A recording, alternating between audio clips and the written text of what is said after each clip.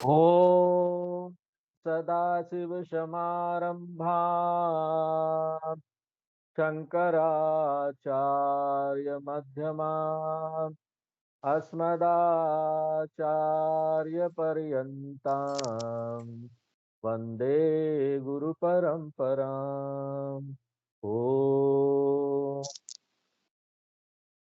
हम लोग तीसरे अध्याय में प्रवेश कर गए हैं उपनिषद के।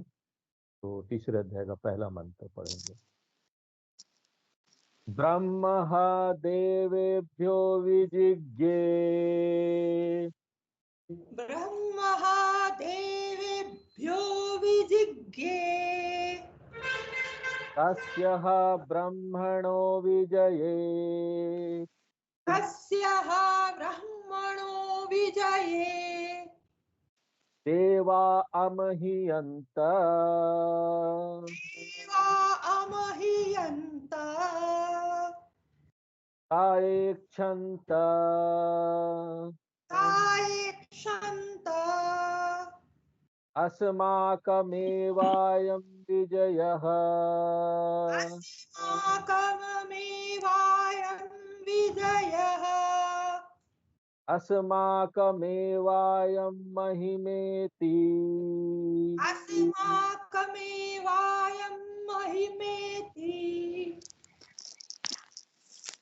तीसरे अध्याय में उपनिषद वही विचार व्यक्त करना चाहता है जो उसने पिछले दो खंडों में प्रकट किया है,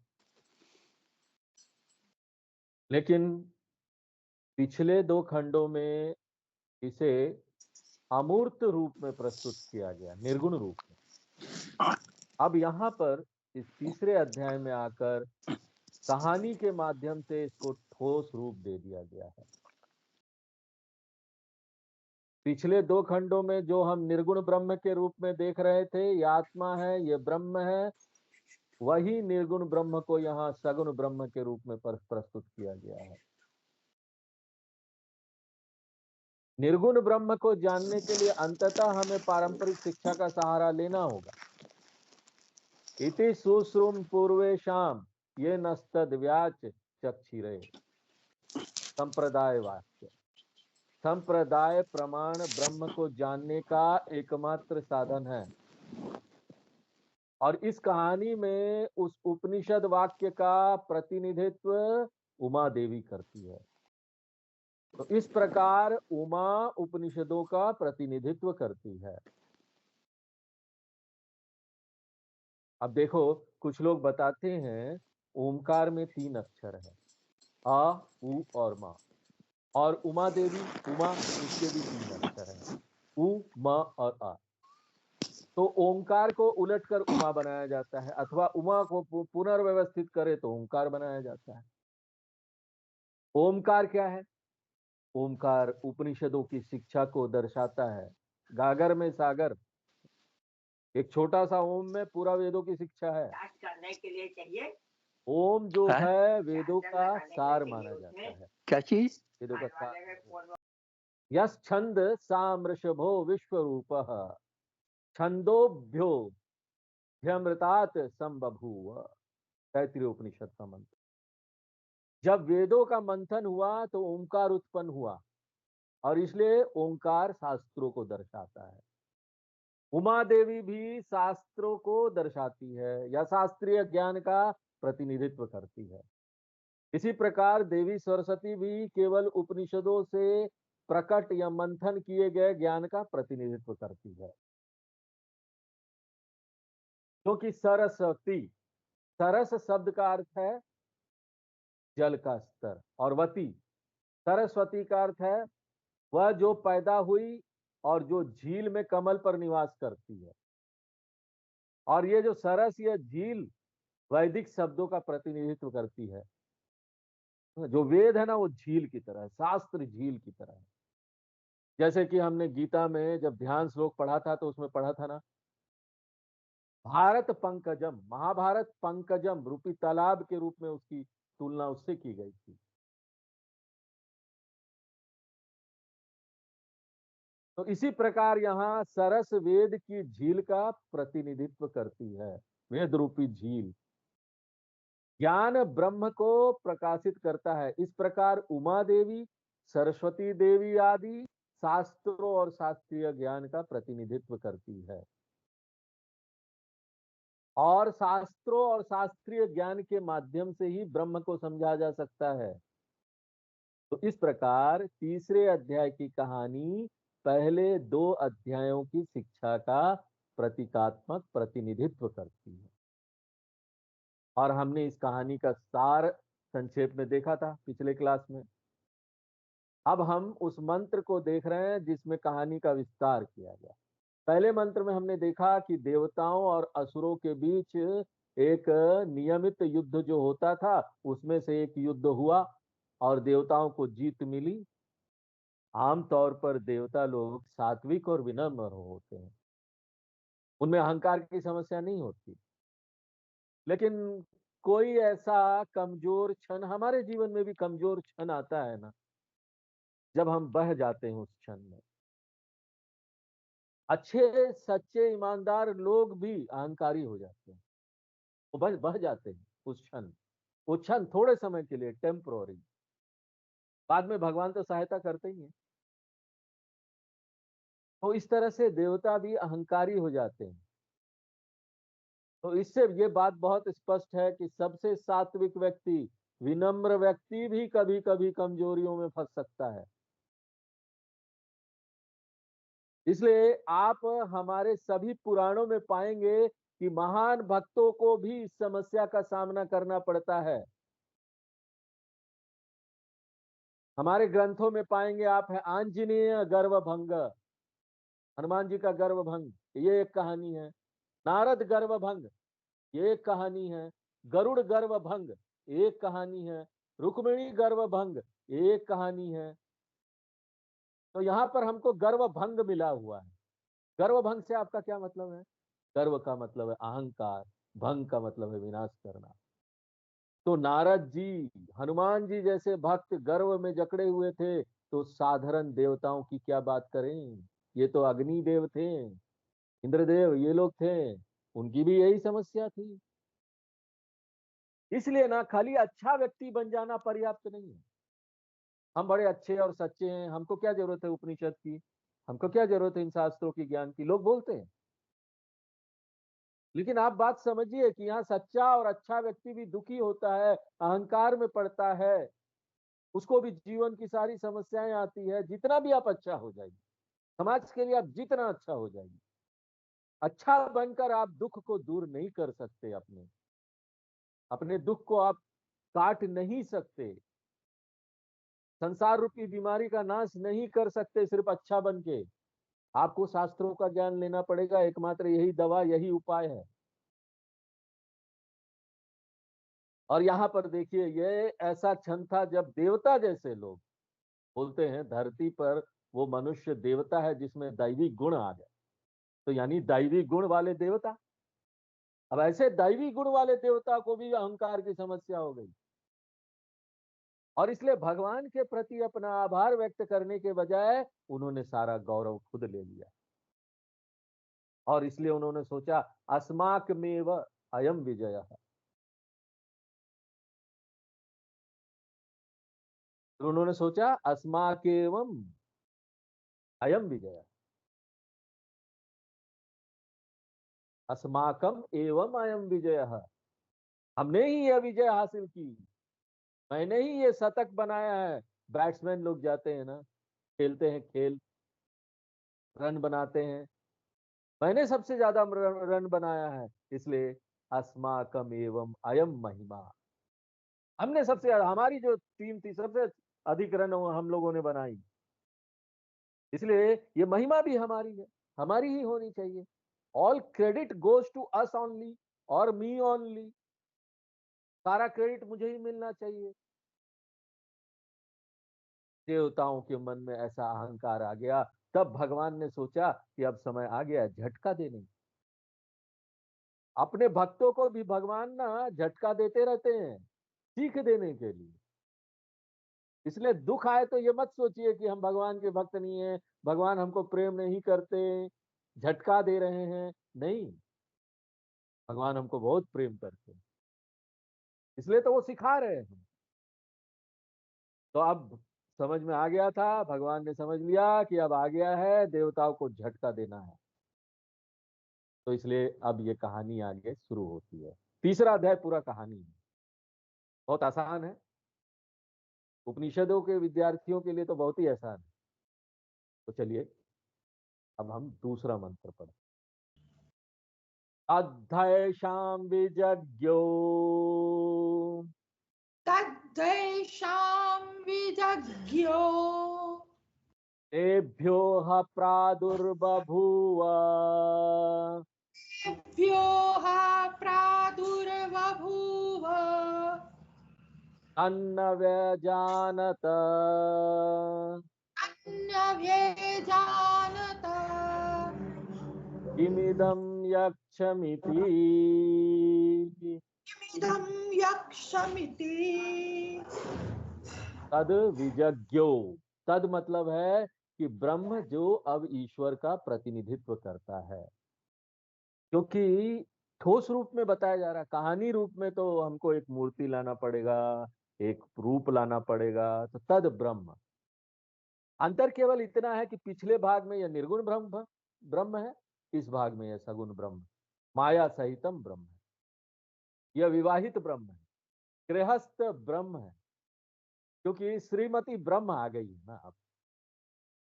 और तभी अवतार संभव है। जब तक माया नहीं होगी यहाँ पर कुछ भी नहीं बन सकता। श्रीमती ब्रह्म को आना पड़ेगा अगर ठोस रूप देना है तो। निर्गुण ब्रह्म कभी अवतार नहीं ले सकता। निर्गुण ब्रह्म इस संसार की रचना नहीं कर सकता। निर्गुण ब्रह्म संसार को बनाए नहीं रख सकता। सृजन के लिए रजोगुण की आवश्यकता होती है, पालन के लिए शत्रुगुण की आवश्यकता होती है, विनाश के लिए तमोगुण की आवश्यकता होती है। सृष्टि स्थिति लय, इन तीनों के लिए तीन गुणों की आवश्यकता होती है। और निर्गुण ब्रह्म में कौन सा गुण है? निर्गुण ब्रह्म में कोई गुण नहीं, इसलिए तो उसको निर्गुण बोला जाता है। निर्गुण शब्द ही सत्व रजस तमोगुण रहित, ये सूचक है उसका। इसलिए यह सृष्टि स्थिति लय नहीं कर सकता। इसलिए निर्गुण ब्रह्म अवतार भी नहीं ले सकता यक्ष के रूप में। यक्ष अवतार का एक रूप है, थोड़े समय के लिए आया, थोड़े समय वाला अवतार है। जैसे राम जी आए, कृष्ण भगवान आए, हम लोग जानते हैं वो अवतार है। लेकिन वो बहुत समय तक रहे, वो प्रसिद्ध है। लेकिन ये उपनिषद में है, ये भी अवतार है, शिव भगवान का अवतार है ये यक्ष। केनो उपनिषद में हम यक्ष अवतार देख रहे हैं। इसलिए चूंकि भगवान अवतार लेने जा रहे हैं, इसलिए हमें तद शब्द का अनुवाद सगुणम ब्रह्म, माया सहितम ब्रह्म, ईश्वर के रूप में करना चाहिए। तद्धैषाम, हमें इसे सही तरीके से संधि विच्छेद करना पड़ेगा। तद हा एशाम, तद्धैषाम को संधि विच्छेद करेंगे तो तद हा एशाम। हा संकेत करता है कि यह एक वास्तविक घटना है, सचमुच में हुई है। उपनिषद विश्वास दिलाता है, विश्वास करो ये हुई है। इसलिए तद ब्रह्म विजज्ञो, यह सगुण ब्रह्म देवताओं के विचार जानता था। क्योंकि भगवान कहाँ स्थित है? भगवान कहाँ है? सबके मन में है। ईश्वर सर्वभूतानां हृदय से अर्जुन तिष्ठति, भ्रामयन सर्वभूतानि यंत्रारूढ़ानि मायया। गीता में भगवान बोलते हैं, सर्वस्य चाहम हृदय सन्निविष्ट मत्तः स्मृति ज्ञानम अपोहनम च। भगवान गीता में कहते हैं, अर्जुन ये मत सोचो कि मैं ऊपर बैठा हुआ हूं, ऊपर कहीं वैकुंठ लोक में हूं और कहीं नहीं हूं। मैं तो हर जगह हूं, मैं तुम्हारे हृदय में हूं, तुम्हारे हर विचार का साक्षी हूं। इसलिए तो भगवान को ऋषिकेश कहा जाता है। ऋषि का नाम इंद्रियाणाम एषः। और इसलिए ईश्वर को पूछने की जरूरत नहीं है, तुमने क्या सोचा। देवताओं से उन्होंने पूछा नहीं, आप लोगों ने क्या सोचा, हमको बता दो तब हम यक्ष रूप में आएंगे। नहीं, ईश्वर तो सबके मन में है, देवताओं के भी मन में है। तो तुरंत पता चल गया उनको कि देवताओं के मन में अहंकार आ गया। ईश्वर के पास क्या है? ईएसपी, अंग्रेजी में बोलते ईएसपी, एक्स्ट्रा सेंसरी परसेप्शन। अतिरिक्त संवेदी धारणा। और इसलिए ईएसपी के माध्यम से तद ब्रह्म विजज्ञो, तो सगुण ब्रह्म को क्या पता था? एशाम, एशाम का अर्थ है देवाना मिथ्येक्षणम, गलत सोच, देवताओं की अस्वस्थ सोच, उनके अस्वस्थ विचार। और वो विचार क्या थे देवताओं के, जो भगवान ने समझ लिया हमने विजय प्राप्त कर ली, इसलिए गौरव भी हमारा है। यही अस्वस्थ विचार ईश्वर ने समझा और इसलिए उन्होंने क्या निर्णय लिया, मुझे उन्हें सबक सिखाना चाहिए, क्योंकि वे नहीं सुधरने योग्य नहीं है, वो सुधरने योग्य है। असुरों को भगवान सुधारते नहीं, असुरों को तो सीधे रास्ते से हटा देते हैं। क्यों? क्योंकि राक्षसों को वो बदल नहीं सकते।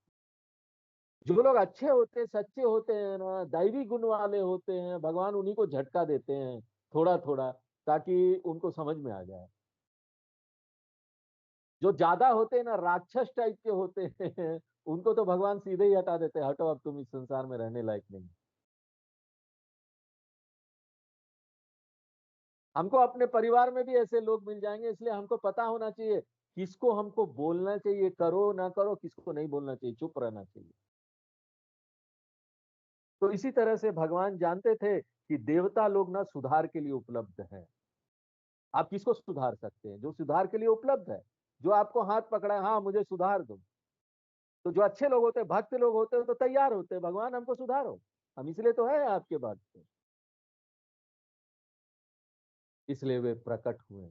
तेभ्य प्रादुर्बभूव, प्रादुर्बभूव का अर्थ है कि उनके लाभ के लिए प्रकट हुए। उन्होंने देवताओं को अच्छा बनाने के लिए, उनके बाधा को दूर करने के लिए अवतार लिया, उनके लाभ के लिए। कुछ अवतार होते हैं जो लंबी अवधि के लिए होते हैं, कुछ अवतार होते हैं छोटी अवधि के लिए होते, तुरंत आए चले गए। अब देखो नरसिंह अवतार हुए, वो तो छोटे थे ना, आए, हिरण्यकश्यप का नाश किया, चले गए। इसी प्रकार से ये जो यक्ष अवतार है भगवान शिव का, वो भी छोटा है और देवताओं के लाभ के लिए अवतार हुआ। तेभ्य अर्थात देवेभ्य प्रयोजनाय देवेभ्य अनुग्रहाय भगवान सचमुच प्रकट हुए। और वो कहाँ प्रकट हुए? न बहुत दूर न बहुत पास, बहुत दूर भी नहीं थे, बहुत पास भी नहीं थे, इतना पास थे कि वे जान सके कि कोई प्रतिभाशाली प्रकाशमय व्यक्ति आया है। देवता लोग इतना जान सके, इतना भी सामने नहीं आए कि ना लोग उनको पहचान ले, और इतना भी दूर नहीं गए कि लोग उनको थोड़ा सा भी न जान सके। उनको सामान्य ज्ञान हो गया कि कोई बड़ा प्रकाशमय यक्ष कोई आया है, लेकिन विशेष ज्ञान नहीं हुआ कि ये है कौन। इसलिए क्या हुआ? तन्न व्यजानत, तद न व्यजानत।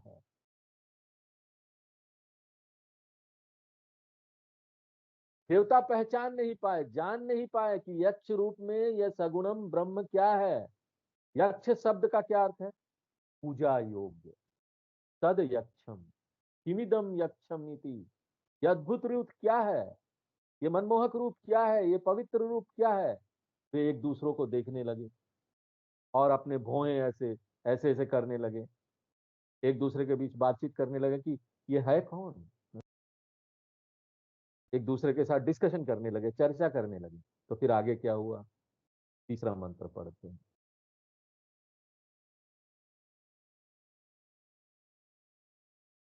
तेग्निम अब्रुवन,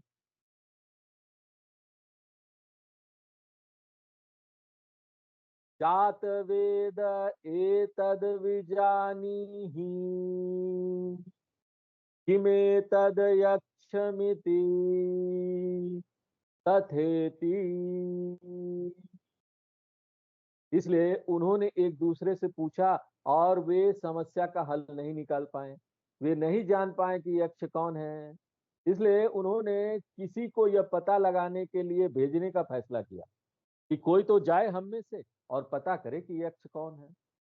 तो इसके लिए उन्होंने सबसे पहले अग्नि देवता को चुना। मैंने आपको बार बार बताया कि अग्नि देवता क्या है, दूत है, देवताओं के दूत हैं वो। और अग्नि शब्द का क्या अर्थ है, अग्रे गच्छति, अग्रम नयति इति अग्नि, जो आगे आगे चलता है, पायलट वाहन की तरह। एक पायलट वाहन होता है जब भी कोई राष्ट्रपति और उनका काफिला चलता है, प्रधानमंत्री का पायलट वाहन, वो हमेशा आगे चलता है। इसी तरह अग्नि भी हमेशा आगे चलती है, इसलिए उन्हें अग्नि कहा जाता है। तो ते देवः अग्निम अब्रुवन, ते देवः अग्निम अब्रुवन, उन्होंने अग्नि देवता को संबोधित किया। और उन्होंने कैसे संबोधित किया, जात वेदा। जात वेदा का अर्थ है सर्वज्ञ, जातम जातम वेत्ति इति जात वेदा, जो सृष्टि में पैदा होने वाले हर चीज को जानता है, जो कुछ भी पैदा होता है अग्नि देवता उसे जानते हैं, क्योंकि वे सर्वज्ञ है। इसलिए जातम जातम वेत्ति इति जात वेदा। और ये संबोधन भी बहुत महत्वपूर्ण संबोधन है। उन्होंने उन्हें सर्वज्ञ कहा। और देखो ये एक ना आयरनी है, विडंबना की तरह है। किस तरह से, हे अग्नि तुम्हें सर्वज्ञ माना जाता है, अब तुम जात वेदा हो, यानी जो कुछ भी पैदा हुआ है तुम उसे जानते होगे, तभी तुम्हारी उपाधि मान्य है ना। जात वेदा नाम दिया गया है, यानी तुम जानते हो, जो कुछ भी यहाँ पैदा होगा उसको जानते हो। अब हमारे सामने ही ये यक्ष आया, पैदा हुआ, और तुम इस यक्ष को नहीं जानते, इसलिए तुम्हारी उपाधि खतरे में है अग्नि देवता। इसलिए अगर तुमको अपना टाइटल बचाना है तो जाओ, जाकर पता लगाओ कि यक्ष कौन है। वो तो अभी अभी आया, अभी अभी सामने आया, अभी अभी पैदा हुआ, जाता है ना, इसलिए उसको क्या बोलेंगे, जाता है। तो जाता को, जात वेदा को जानना चाहिए, इसलिए जाइए आप। देखो किसी से आपको कोई काम कराना हो ना, तो उसका पहला गुणगान करना चाहिए, उसके उसके गुण, अच्छे अच्छे गुणों को सामने लाकर रखना चाहिए, उसका महिमा मंडन करना होता है। आपको किसी से डोनेशन चाहिए, कुछ दान प्राप्त करना चाहते हैं, तो ना आपको उसे उचित तरीके से संबोधित करना पड़ेगा। आप बहुत महान हैं, कितने, देखिए आपके पास कितने लोग हैं, कितना पैसा है, कितना धन है, आपके जैसा तो पूरा एरिया में नहीं है ऐसा लोग। और उसके बाद बोलेंगे हम ये काम कर रहे हैं तो हमको थोड़ा डोनेशन चाहिए। उसी प्रकार देवताओं ने सोचा कि अगर अग्नि देवता से काम कराना है तो पहले तो उनको बोलना पड़ेगा ना आप कितने महान हैं, और इसी विधि का उपयोग उन्होंने किया। तो उन्होंने अग्नि देवता को क्या बोला, हे जात वेदा, हे सर्वज्ञ, ऐसा कुछ नहीं है जिसे आप पूरा नहीं कर सकते, इसलिए बेहतर है कि आप जाएं और पता लगाएं कि वो यक्ष कौन है। एतद विजानी ही, क्या आप इस तथ्य का पता लगा सकते हैं, किसके बारे में तथ्य, कि में एतद यक्ष मिति एतद विजानी ही, क्या आप पता लगा सकते हैं यक्ष कौन है, या पवित्र प्राणी, तेजस्वी प्राणी, ये कौन है। अग्नि को बड़ा खुशी हुआ, क्योंकि देखिए यहाँ पर लोग ना चाहते हैं कि आप उसको चाहें। Everybody wants to be wanted, हर आदमी चाहता है कि उसका जो जरूरत है ना वो हर जगह हो, उसकी खोज हर जगह हो। चाहा जाना हर इंसान की सबसे बड़ी जरूरत है। आप देखिए आपके पास कुछ नहीं होगा, लेकिन आपको अगल बगल के लोग चाहेंगे ना, ये आए हमारा काम हो, ये आ जाए, बहुत बड़ी बात है वो। तो यहाँ पर तो अग्नि देवता समझ गए कि ही इज रिक्वायर्ड, उसकी जरूरत है, तो बड़े खुश हुए। सभी देवता उनके पीछे है, उनको ये काम करना पड़ेगा, तो उन्होंने कहा मैं करूंगा, तथास्तु। तो आपको किसी से काम कराना होना तो ये टेक्निक बड़ा अच्छा है। तो बोलते मैं निश्चित रूप से पूरा कर सकता हूँ, चिंता मत करो। फिर क्या हुआ आगे, चौथा नंबर, तदभ्य द्रवत, तदभ्यद्रवता हमभ्यवदत, तमभ्यवदत ओसीति, ओसीते अग्निर्वा अहमस्मीति अग्निर्वा अहमस्मीति अब्रवीत् अब्रवीत् जातवेदा वा अहमस्मीति। तातवेदा वा अहमस्मीति। इसलिए तदभ्य द्रवत, अग्नि की स्तुति की जानी चाहिए। अग्नि तद सगुणम ब्रह्म अभ्य द्रवत, अग्नि उस सगुण ब्रह्म के पास गए जो यक्ष है, और वह सीधे यक्ष का सामना करना चाहता था, और वो पूछा आप कौन हैं। ऐसा उसने सोचा, पूछूंगा आप कौन है। लेकिन क्या हुआ, जिस क्षण वो निकट गया, यक्ष इतना भयानक, इतना अद्भुत, इतना तेजस्वी था कि अग्नि भगवान यक्ष को देखकर ना अभिभूत हो गए, एकदम खड़े हो गए, अवाक रह गए। समझ में नहीं आ रहा था कि क्या करें। उन्होंने तो सोचा था जाकर पूछेंगे आप कौन हैं, हमको बता दीजिए, लेकिन उनकी जुबान जैसे ना बंद गई हो, वो एक शब्द भी नहीं बोल सके। और ऐसा कब होता है मालूम, जब भी आप पब्लिक स्पीच देने जाइए ना, पहला पब्लिक स्पीच आपका, आप ना शीशे के सामने खड़े होकर बहुत अभ्यास करेंगे, बहुत दिन तक अभ्यास चला, क्यों, पहला पब्लिक स्पीच देना है। लेकिन होता क्या है, किसी ने कहा है ना, बुद्धि वो है जो तब तक काम करता है जब तक आपने पहला अपना पब्लिक स्पीच शुरू नहीं किया। ऐसे आप पहला पब्लिक स्पीच शुरू करेंगे, बुद्धि काम करना बंद कर देगा। ऐसे ही उनके साथ हुआ। अर्जुन के साथ पहले अध्याय में यही हुआ था गीता का। वो बोलता है ना भगवान को, सीदंती मम गात्राणि मुखम च परिशुष्यति। भगवान मैं समझ नहीं पा रहा हूँ, मैं बस खड़ा हो गया हूँ, क्या हो रहा है मेरे साथ, पसीने आ रहे हैं और पूरे रोम रोम खड़ा हो गया है। हाँ, और मेरे सब शरीर शिथिल हो गए हैं। देवता को भी ऐसा महसूस हुआ, अग्नि देवता, वे बिल्कुल भी बात नहीं कर पाए। इसलिए अग्नि देवता के बजाय यक्ष ने उनको संबोधित किया। यक्ष ने सोचा चलो ये तो कुछ बोल नहीं रहे, हम ही चुप्पी तोड़ते हैं, हम बातचीत शुरू करेंगे। और इसलिए तम अभ्यवदत, इसलिए सगुणम ब्रह्म तम अग्निम अभ्यवदत। सगुणम ब्रह्म यक्ष ने अग्नि देवता को संबोधित किया, और उन्होंने कैसे संबोधित किया, कहा हसी, बाप रे कृपया मुझे बताइए कि आप कौन हैं। अग्नि को देखकर कोई बोलेगा कि आप कौन है बताइए। अग्नि देवता को बड़ा अपमान महसूस हुआ, वो बड़े अपमानित महसूस किए कि दुनिया में सबसे प्रसिद्ध व्यक्ति अग्नि है, हमारा जीवन पूरा अग्नि के कारण चलता है, अग्नि इतना प्रसिद्ध है, सृष्टि में ऐसा कोई कैसे हो सकता है जो ये ना जानता हो कि अग्नि कौन है। इसीलिए अग्नि देवता ने बहुत अपमानित महसूस किया। फिर भी उन्होंने सोचा चारा तो कुछ है ही नहीं, कोई बात नहीं, चलो स्वीकार कर लिया, क्योंकि उनको तो पता करना था, जरूरत उनकी थी। इसलिए उन्होंने ये स्वीकार किया और अपना परिचय देने का फैसला किया, चलो हम अपना परिचय देते हैं।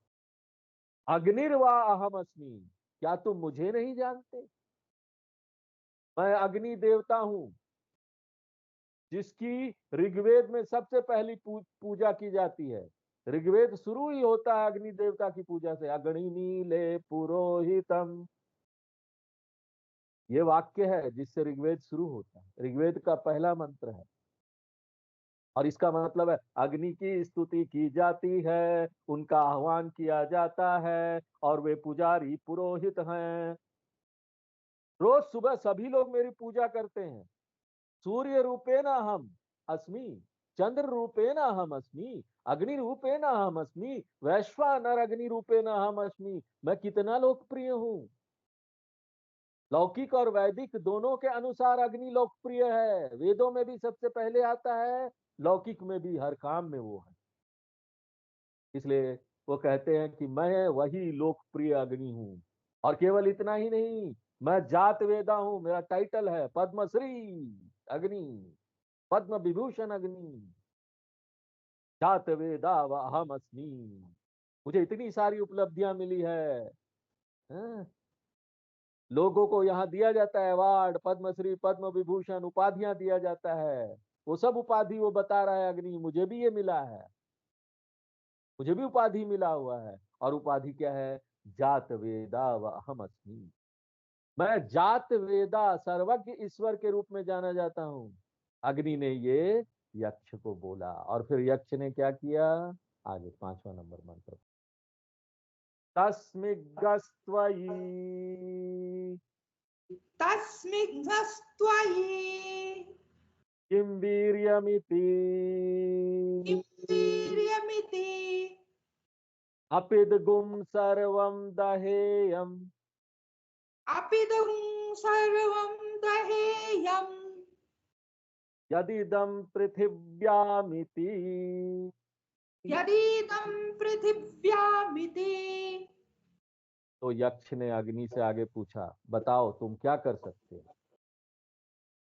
जैसे कि कोई किसी के यहाँ नौकरी मांगने जाता है, किसी कंपनी में, रोजगार, उद्योग धंधा में, वहां वो पूछते हैं, अच्छा तुम आए हो इंटरव्यू, बताओ तुम क्या कर सकते हो? वैसे ही यक्ष ने पूछा, तुम्हारे पास क्या कौशल है, बताओ। तुम बोल रहे हो अग्नि हूं, जातवेदा हूं। तस्मिन त्वयि किम वीरियम, ये यक्ष के शब्द है। कौन सी शक्ति, कौन सा कौशल, तुम्हारे पास क्या प्रतिभा है, क्या टैलेंट है हे अग्नि?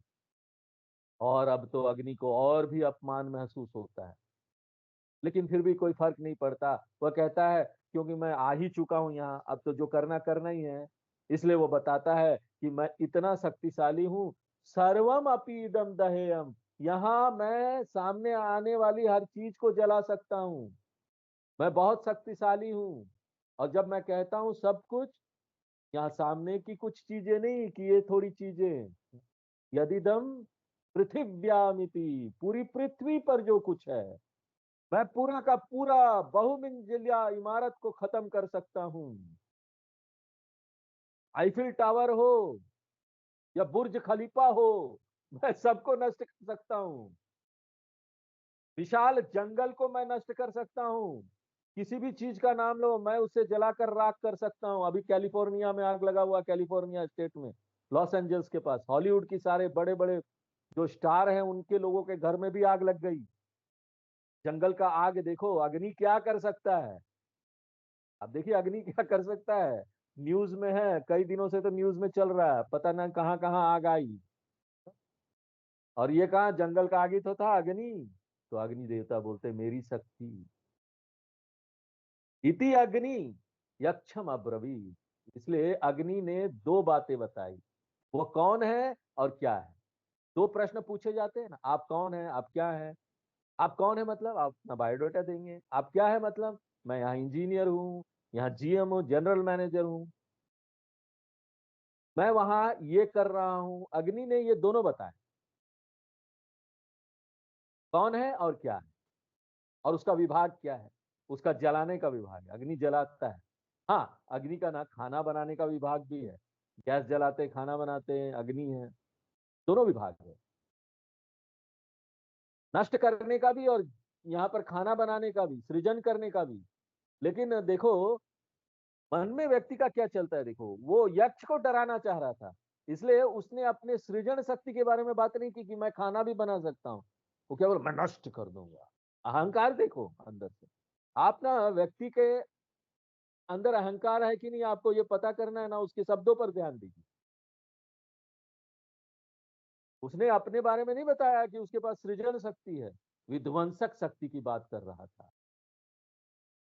यहाँ अग्नि सृजन भी तो कर सकता है। यहाँ जीवन तापमान के कारण ही तो पनपता है।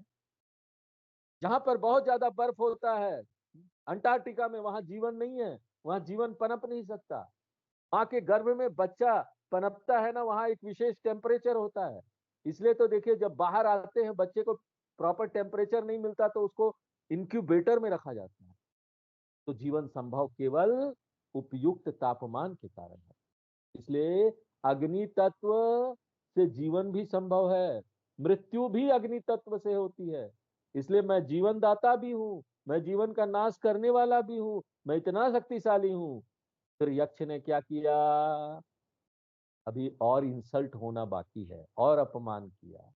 और क्या अपमान किया, जिसको अहंकार हो जाता है ना, उसका क्या हाल होता है यहाँ दिख रहा है। ने क्या कहा, छठा नंबर मंत्र पढ़ते हैं। तस्मै तृणम निदधौ तस्मै तृणं निदधौ एतद् दहेति एतद्दहेति तदुपप्रेयाय तदुपप्रेयाय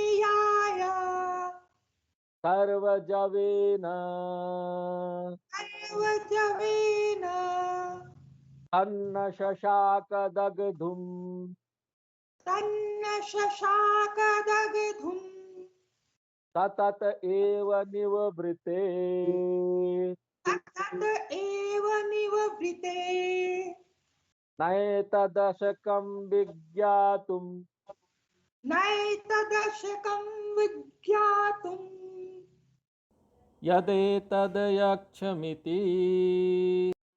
तदेतदध्यक्षमिति।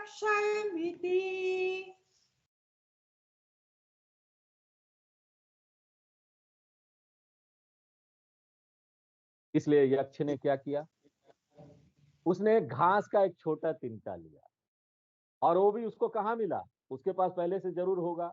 और अगर आसपास घास भी ना हो तो वो तो भगवान है, पूरे ब्रह्मांड की रचना कर सकते हैं। उनके लिए घास का तिनका लाना क्या है, योग माया से घास का तिनका वो प्रकट कर देंगे, बना सकते हैं। इसलिए उन्होंने घास का सूखा तिनका बनाया और अग्नि के सामने रख दिया, और उन्होंने अग्नि को बोला, देखो मैं नहीं चाहता कि तुम पूरी दुनिया को नष्ट करो। पूरी दुनिया को नष्ट करना तो बहुत बड़ी बात है, तुम्हें ये सब चीजें करने की जरूरत नहीं, ज्यादा डींगे मत हाथो। मैं तुम्हें सिर्फ घास का एक साधारण तिनका देता हूं।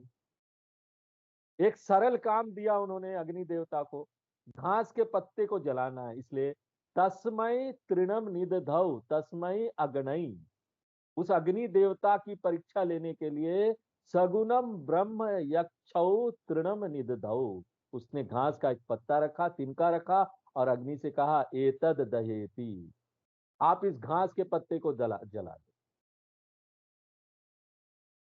पहले अग्नि ने सोचा कि ये तो बड़ा आसान है, हाँ, करना क्या है, घास का एक तिनका को जलाना है, अरे वो तो मैं तुरंत कर दूंगा। इसलिए मुझे सारा प्रयास और सब कुछ करने की ज्यादा आवश्यकता नहीं है। इसलिए उसने बस जलाने की कोशिश की, तापमान बढ़ाता रहा लेकिन पत्ता वहीं रहा। तो बड़ा आश्चर्यचकित हुआ, अधिक शक्ति का प्रयोग किया, तद उपप्रेय आया। पहले वो दूर खड़ा था, फिर वो घास के तिनके के पास आया, दूर से तो नहीं चल रहा, सामने आओ, फिर भी काम नहीं बना। सर्व जवे न, उसने अपने हाथ की सारी शक्ति लगा दी और फिर जलाने की कोशिश की, लेकिन सारी शक्ति लगाने के बाद भी तत् दग्धुम न सशाक।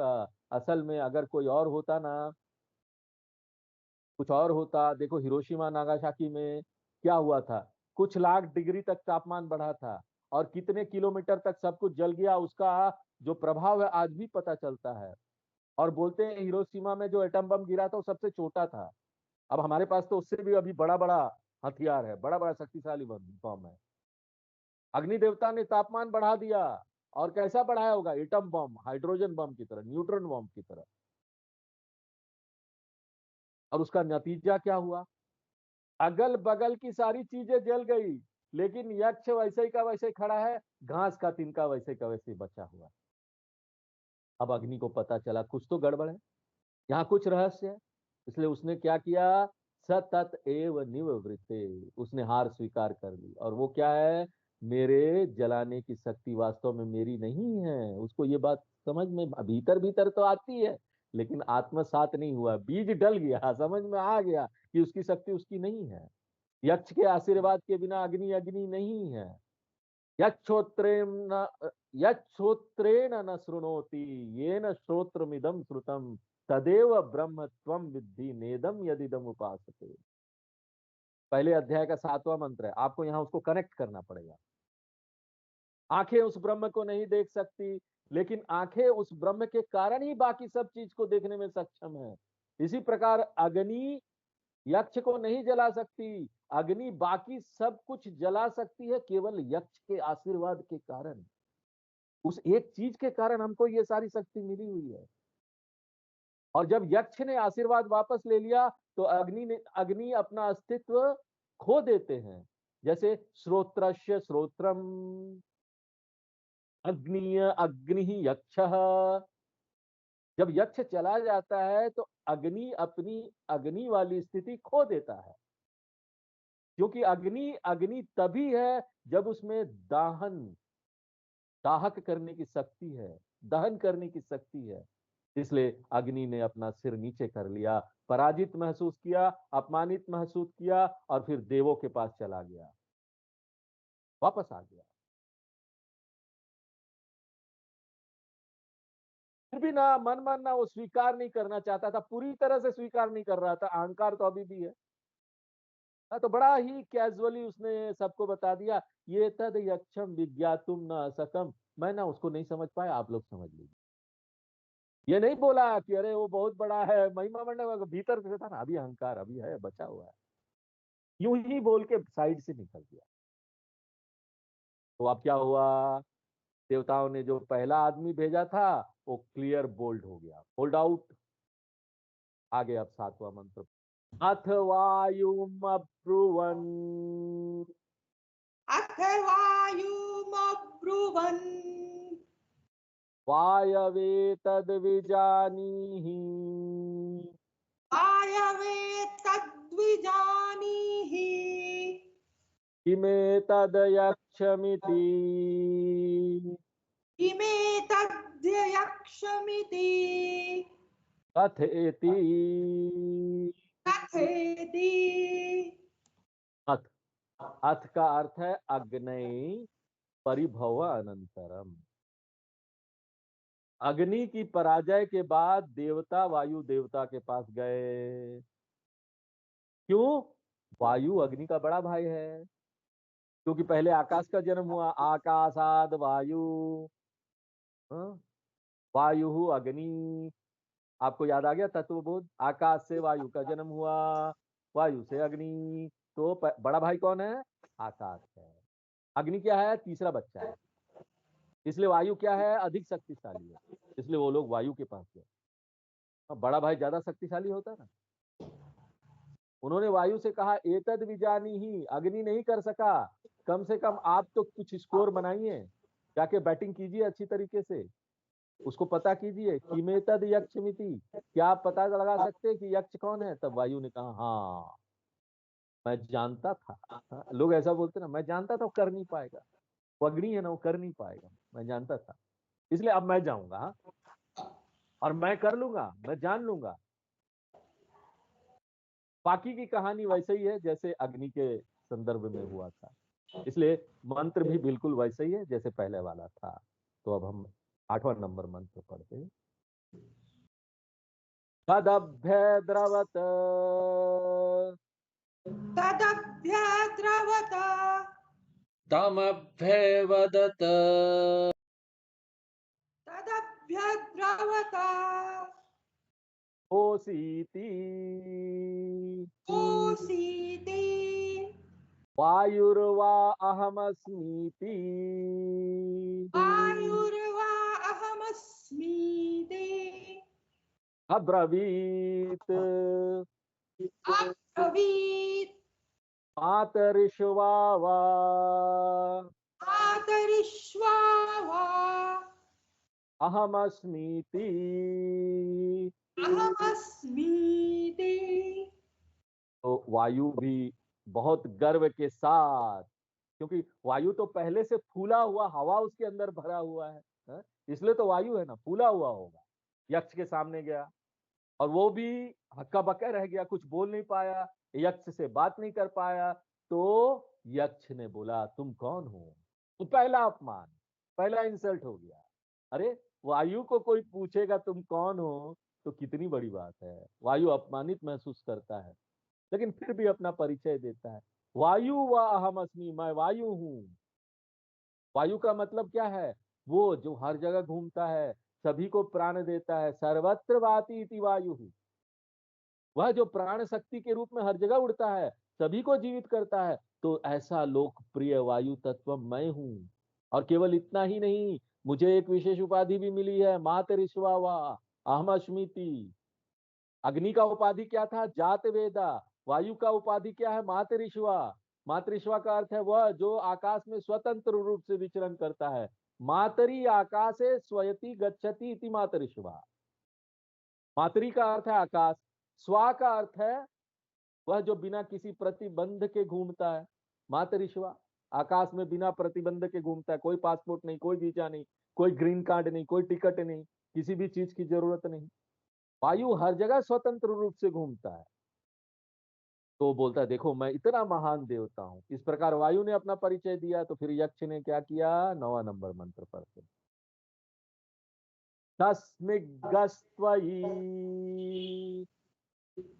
तस्मिग्वस्त्वयि किं वीर्यमिति किं वीर्यमिति अपिदगुं सर्वमाददीय अपिदहुं सर्वमाददीय यदिदं पृथिव्यामिति। यदीदं पृथिव्यामिति। तो यक्ष ने भी वही प्रश्न किया, तस्मिग्गस्त्वयि सर्वम, आपके पास क्या शक्ति है? आपका क्या कार्य है? तो वायु ने कहा क्या आपको नहीं पता? सर्वम आददीय। दोनों देवताओं में देखो, अग्नि में भी और वायु में भी, दोनों में भी रचनात्मक शक्ति भी है और विनाशकारी शक्ति भी है। अग्नि में भी रचनात्मक शक्ति और विनाशकारी शक्ति है, वायु में भी रचनात्मक शक्ति विनाशकारी शक्ति है। अग्नि में रचनात्मक शक्ति है क्योंकि सब कुछ एक तापमान में पैदा होता है, गर्मी होनी चाहिए, तापमान बहुत महत्वपूर्ण है। और अग्नि विनाश भी कर सकती है, किसी चीज को भी जला दे। यहाँ पर कुछ भी वो जला सकती है, बड़ी सी बड़ी चीजों को भी जला सकती है। इसी तरह वायु में भी रचनात्मक और विनाशकारी दोनों शक्तियां हैं। वायु की रचनात्मक शक्ति प्राण शक्ति के रूप में जानी जाती है। हमारे अंदर प्राण है ना, सांस लेते हैं जाते हैं, 5 प्राण, तो वायु है ना, वायु ही हमें प्राण देती है। कल्पना करें कि कोई एक स्थान है जहां वैक्यूम है, वायु नहीं है, वैक्यूम बना हुआ है, क्या होगा? इसलिए देखिए जब अंतरिक्ष यात्री लोग चांद पर जाते हैं ना, उनको सारी चीजें ले जानी पड़ती है, ऑक्सीजन वगैरह, वायु लेके जाना पड़ता है।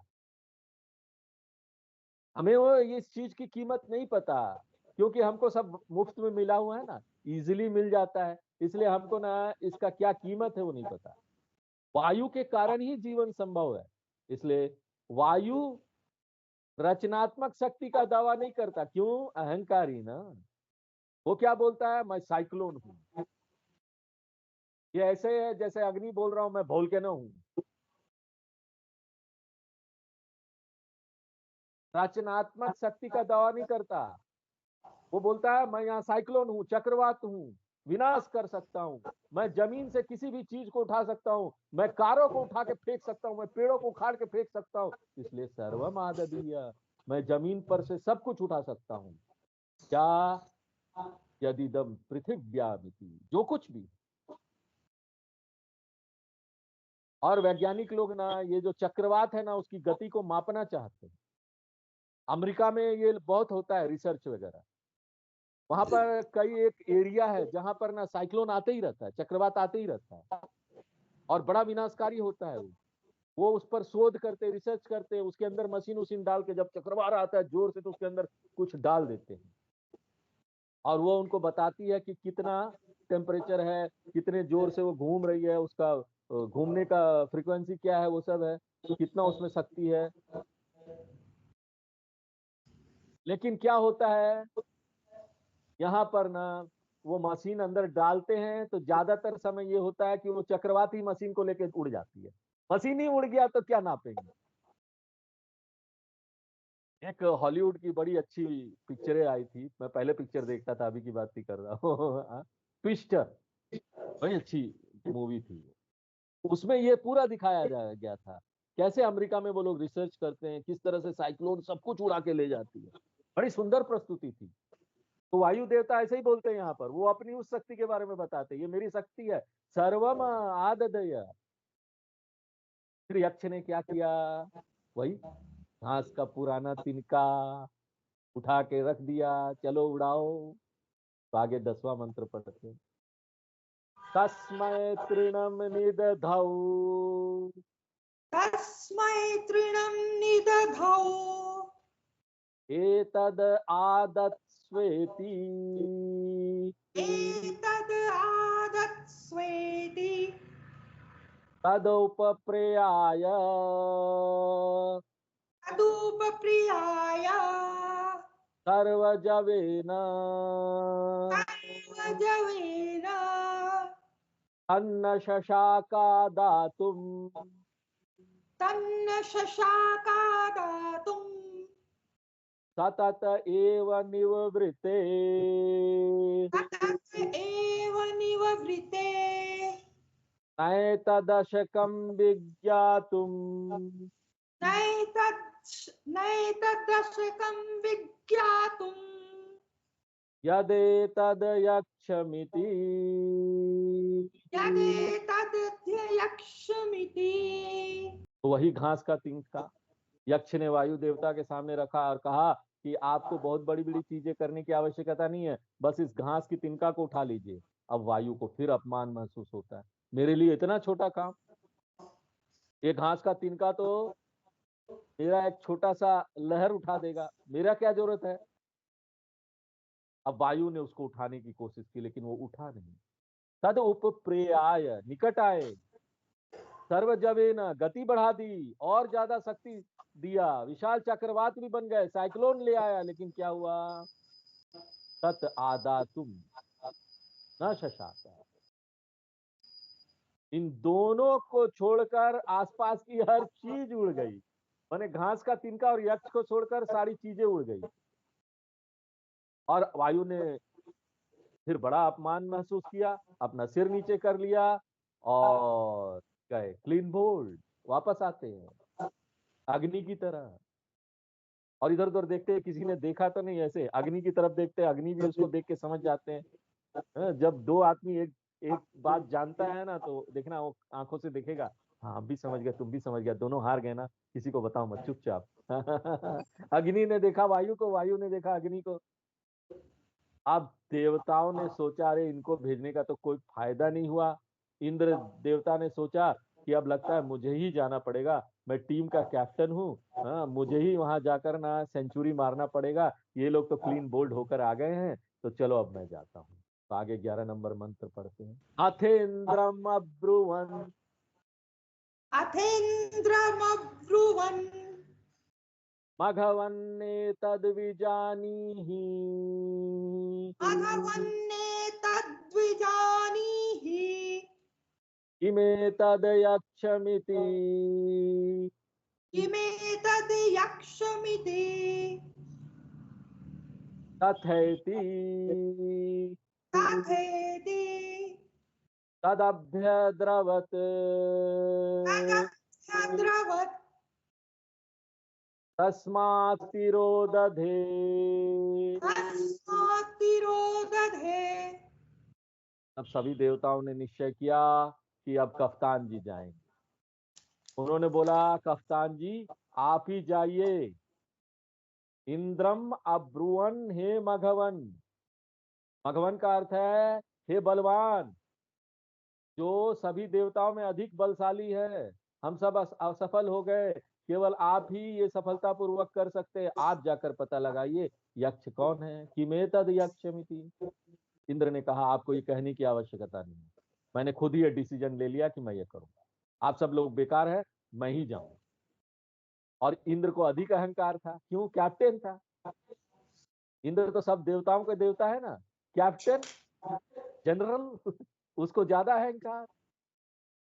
वो यक्ष के पास गए, फिर क्या हुआ, तस्मात् तिरोदधे, यक्ष ना अदृश्य हो गया।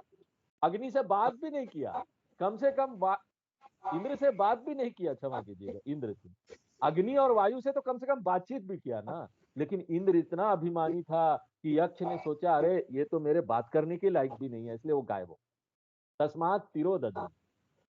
अब जब ऐसा हुआ तो इंद्र समझ गए, क्योंकि इंद्र में ज्यादा सत्वगुण था, वो सात्विक थे, उनको ज्यादा ज्ञान था। इंद्र जानते थे कि समस्या हमारे अहंकार में, हमारे घमंड में है। थोड़ा और समय लेंगे, मुझे मालूम है थोड़ा समय ज्यादा हो गया है, 5-10 मिनट और लेंगे।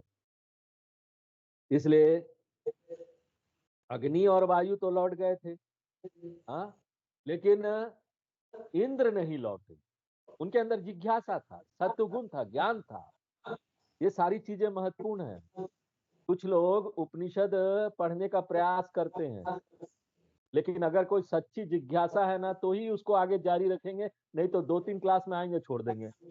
इसलिए आप देखेंगे उपनिषद क्लास में ज्यादा लोग रहते नहीं है। जिनको बहुत सच्ची जिज्ञासा है ना, वही इसको ना कैरी फॉरवर्ड कर सकते हैं, वही आगे तक चल सकते हैं, आगे तक एंड तक जा सकते हैं। अग्नि और वायु ने प्रयास किया, पीछे हट गए, उनको सच्ची जिज्ञासा नहीं थी। लेकिन इंद्र पीछे हटने को तैयार नहीं थी। उनके अंदर तीव्र मुमुक्षुत्व था, जिज्ञासा था, वहीं खड़े रहे, सोचने लगे यह समस्या क्यों हुई, हमारे साथ कोई गलती है। और उनको पता चल गया कि समस्या अहंकार का है। इसलिए 12वें मंत्र में क्या बोलते हैं, सतस्मिन्नेवाकाशे सतस्मिन्नेवाकाशे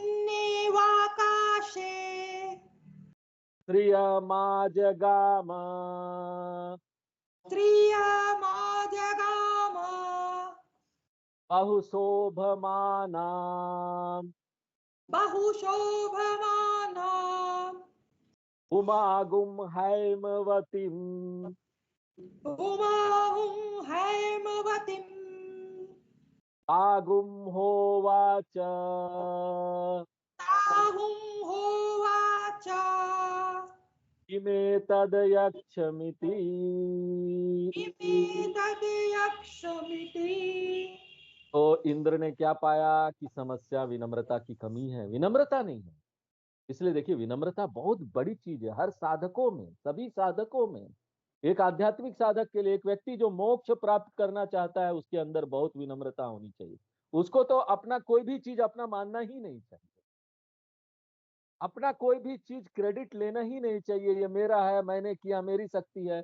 क्योंकि वो अब ऐसी स्थिति में पहुंच गया, उसको समझ में आ गया ना, उसके अंदर जो चेतना है वही ये सब काम कराता है, वही ये सब शक्ति देता है। फिर क्या अहंकार करना कि मैंने किया। इंद्र को ये बात समझ में आ गई। और केवल इतना ही नहीं, इंद्र ने उस स्थान पर खड़े होकर भगवान से प्रार्थना की। इस प्रकार इंद्र ने केवल विनय नहीं बल्कि भक्ति का भी विकास किया। और इंद्र के इस विनय और भक्ति से प्रसन्न होकर एक सुंदर स्त्री प्रकट हुई, तस्मिन नेवाकाशे, ठीक उसी स्थान पर जहां यक्ष था। यक्ष ब्रह्म का प्रतिनिधित्व करता है और महिला शास्त्र का प्रतिनिधित्व करती है। पहले आप ब्रह्म विचार के बारे में सोचे। अगर ऐसा सोचेंगे तो कभी काम नहीं करेगा। आप कभी भी ब्रह्म अन्वेषण नहीं कर सकते। ब्रह्म अन्वेषण हमेशा शास्त्र अन्वेषण के रूप में होता है। इंडिपेंडेंटली अगर आप सोचेंगे नहीं हम शास्त्रों को नहीं पढ़े, अपने आप समझ लेंगे ब्रह्म क्या है, तो वो नहीं होगा। इसलिए पहले ब्रह्म विचार नहीं। जो कोई भी शास्त्र अन्वेषण करता है वही सफल होगा। इसलिए ब्रह्म यक्ष का स्थान शास्त्र ने ले लिया। इंडिपेंडेंट नहीं होना चाहिए, सीधे सीधे शास्त्र को नहीं जानना चाहिए, सीधे सीधे यक्ष को नहीं जान पाएंगे। देवी आई, देवी जो शास्त्र का प्रतिनिधित्व करती है, जो ब्रह्म विद्या का प्रतिनिधित्व करती है, जो उमा देवी के रूप में है। तस्मिन नेवाकाशे स्त्री माँ जगामा। तो स्त्री ब्रह्म विद्या रूपिणी उमा देवी, पार्वती देवी आ जगामा। और वो कैसी थी, बहुशोभमाना। सभी देखिए डबल मीनिंग वाले शब्द हैं, दोहरे अर्थ वाले। तो एक स्त्री के रूप में भी वो अत्यंत प्रतिभाशाली और आकर्षक थी, और आत्मज्ञान भी प्रतिभाशाली और आकर्षक है। तो वह स्त्री भक्त को आनंद देती है ना, माँ का भक्त, माता का भक्त। इसी तरह ब्रह्म विद्या भी आकर्षक है, क्योंकि वो साधक को आनंद देती है। इसलिए बहुशोभमानाम, सभी प्रकार के शास्त्रों से युक्त, हैमवतीम, तो हैमवतीम के दो अर्थ है। एक अर्थ है कि वो हिमवती थी, यानी हिमवत की पुत्री थी। पार्वती देवी हिमवान की पुत्री है, इसलिए हैमवतीम। और हेमा का अर्थ सोना भी है, इसलिए हैमवती का अर्थ है स्वर्ण आभूषणों वाली। दोनों अर्थ लिए जा सकते हैं। पार्वती देवी हिमवान की पुत्री, और जो स्वर्ण आभूषण से सुज्जित सज्जित थी, वो प्रकट हुई। सरस्वती नमस्तुभ्यं वरदे कामरूपिणी, ब्रह्म विद्यारंभम करिष्यामि सिद्धिर्भवतु मे सदा। हम लोग अपना विद्यारंभ करने से पहले ये मंत्र पढ़ते हैं, माँ सरस्वती का आह्वान करते हैं। मैं और भी कुछ जानता था, लेकिन मैं इस अक्षराभ्यास को नहीं जानता था। ब्रह्म को अक्षरम भी कहा जाता है। मैं उस अक्षरम ब्रह्म का ज्ञान प्राप्त करना चाहता हूँ, कृपया मुझे बताइए। किमेतद यक्षमिति, यह यक्ष क्या है? ये यक्ष क्या है पूछने का क्या अर्थ हुआ? मुझे बताओ कि ब्रह्म क्या है। हे शास्त्र, हे देवी, मुझे बताइए। अब देखिए, हमारे यहाँ बोला जाता है कि स्त्रियां शास्त्र नहीं पढ़ सकती। किसने बोला स्त्रियां शास्त्र नहीं पढ़ सकती, वेद नहीं पढ़ सकती?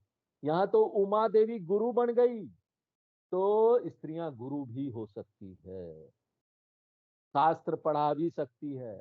गुरु आ गए, शास्त्र आ गया, और इंद्र जैसा योग्य शिष्य भी आ गया। इसलिए अब यहाँ पर शिक्षण शुरू हुआ, और इंद्र ने समझ लिया कि यक्ष कोई और नहीं बल्कि निर्गुण ब्रह्म है। और वो शिक्षण क्या था, क्या शिक्षा दिया गया? वही पहला और दूसरा अध्याय। आपको इन दोनों अध्यायों पर वापस जाना पड़ेगा, वही शिक्षा दिया गया है। तो आज यहीं पर विराम देते हैं, आगे फिर नेक्स्ट क्लास में देखेंगे।